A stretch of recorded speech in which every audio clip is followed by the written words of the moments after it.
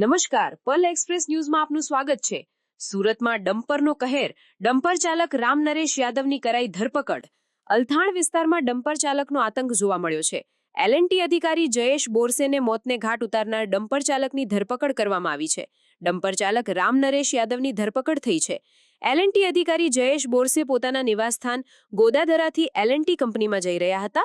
તે દરમિયાન અલથાણ શ્યામ મંદિર પાસે પૂર ઝડપે આવી રહેલા ડમ્પર ચાલકે તેમને અડફેટે લીધા હતા। એલએનટી અધિકારીનું ઘટના સ્થળે જ મોત થયું હતું। અલથાણ પોલીસે ડમ્પર ચાલકની ધરપકડ કરી કાયદેસરની કાર્યવાહી આરંભી છે। આ ઘટનાથી પરિવારજનોનું હૈયાફાટ રુદન જોવા મળ્યું છે। થોડા દિવસ બાદ જ મૃતકના લગ્ન લેવાના હતા। મૃતકના બહેને પોતાની વેદના ઠાલવી હતી। આજ રોજ જયેશ રાજેન્દ્ર બોરસે ઉંમર વર્ષ 28 પોતાની two wheeler Activa GJ5 LT 4060 પોતાની નોકરી ખાતે જતો હતો।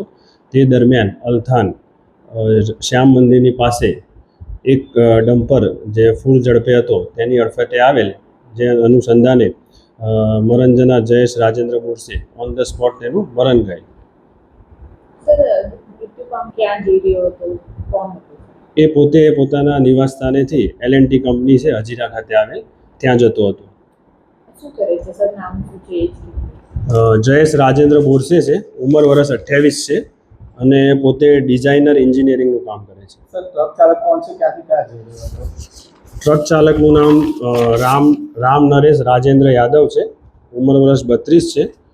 તે ખંજરોલી ખાતેથી કપચી ભરીને અલથાણ ખાડી પાસે જઈ રહેલ હતો।